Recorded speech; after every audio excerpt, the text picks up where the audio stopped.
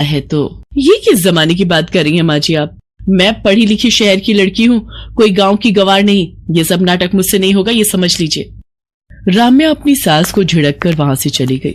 इत्तेफाक से उमेश उस वक्त वहीं पर था और उसने सब कुछ सुन लिया। जैसे मैं मनीष का भाई हूँ वैसे ही राम्या का भी हूँ, तो ये सब आप रहने दो। वो आज के जमाने की लड़की है, उसे अपने हिसाब से जीने दो।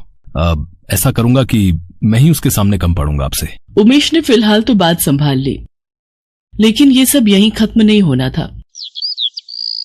देखो मनीष, अब बहुत हो गया, मैं अब इन गवारों के साथ और नहीं रह सकती। राम्या देखो, थोड़ा बहुत एडजस्ट तो करना पड़ेगा ना, आखिर वो मेरी फैमिली है। हाँ, तो मैं भी तुम्हारे लिए अपनी फैमिली छोड़कर आई हूँ, और वैसे भी फैमिली वो होती है जहाँ सब एक दूसरे का हाथ बटाए। लेकिन यहाँ तो उल्टी गंगा बह रही है। छोटा भाई मेहनत करता है और बड़ा भाई बैठकर सिर्फ रोटियां तोड़ता है।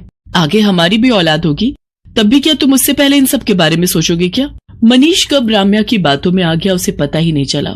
उमेश ने उसके लिए क्या कुछ किया था, वो सब कुछ मनीष के दिलो दिमाग से मिट चुका था। ओ गॉड भाभी, ये क्या किया आपने?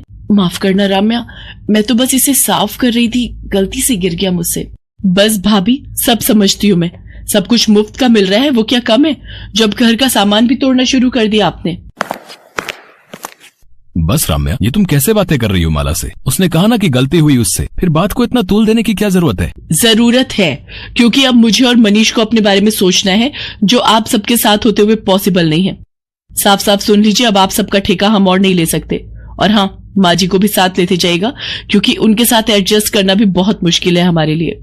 राम्या की बातें सुनकर उमेश को गहरा धक्का लगा, उससे भी ज्यादा इस बात से कि मनीष वहीं पास में खड़ा था और ये सब कुछ चुपचाप सुन रहा था। मनीष, तू कुछ नहीं कहेगा क्या? मैं क्या कहूँ भैया, मैं मानता हूँ कि राम्या के बोलने का तरीका थोड़ा कड़वा जरूर था, लेकिन असल में कुछ गलत तो नहीं कहा उसने। अच्छा, तो तू भी बोल देना साफ साफ कि हम सब भारी पड़ रहे हैं तुझ पर। इससे गलती मेरी ही है, तुझसे इतनी उम्मीद नहीं लगानी चाहिए थी मुझे। शुक्र है कि आपको ये बात समझ में तो आई, और अब जब आप समझ ही गए तो उम्मीद है कि आगे क्या करना चाहिए ये भी आप समझ ही गए होंगे। मनीष इशारा दे चुका था और उमेश ने समझ भी लिया था।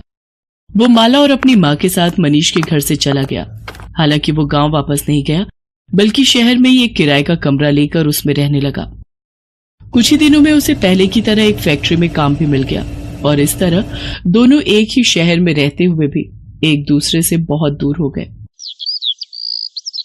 मनीष जी, आपकी पत्नी की हालत बहुत क्रिटिकल है, बहुत ब्लीडिंग हो चुकी है। अगर अभी ब्लड अरेंज नहीं हो पाया तो माँ और बच्चे दोनों को बचाना बहुत मुश्किल होगा।